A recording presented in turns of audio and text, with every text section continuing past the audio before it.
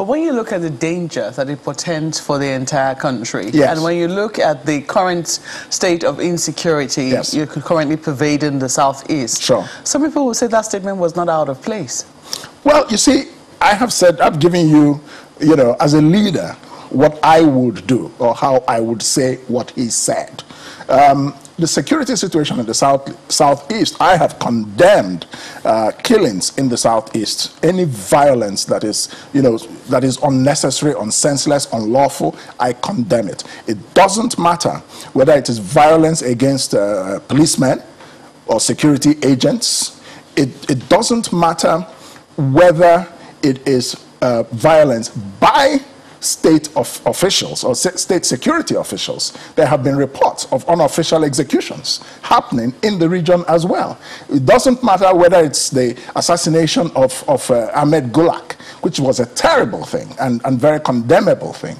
So I think, you know, we have to make every effort to restore peace in that region and other parts of Nigeria. Now, the point is this.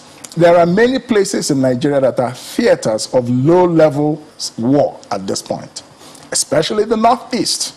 We know what's happening in the Northeast. And so what happens is that when you respond to the rising violence in the Southeast in a manner that shows a lot of muscularity, but we know that the government has not been able to contain the full-blown terrorism and war against the country in the Northeast, people begin to draw inferences of a double standard. And this, I think, is what the government must avoid. Now, the whole question of the secessionist movement there is the government is running the risk of making that movement mainstream by its response. I think that the government should be able to invite, whether it's the IPOB or Sunday Igboho, all the secessionists, invite them to the table. They are essentially political agitators. You can call them terrorists. That's your own prerogative, but we know what terrorism means in reality. You know, the people who, the Boko Haram are terrorists. We know that. You know, so when people begin political agitation and you very easily throw terrorism at them, just because they are mouthing off and speaking in language that nobody likes, you know, or insulting, you know, their fellow citizens, that's there are ways to handle those types of things. So you bring them to the table and say, what's the grouse? This country needs to be stable. This country needs to be peaceful. Can we address the agitation?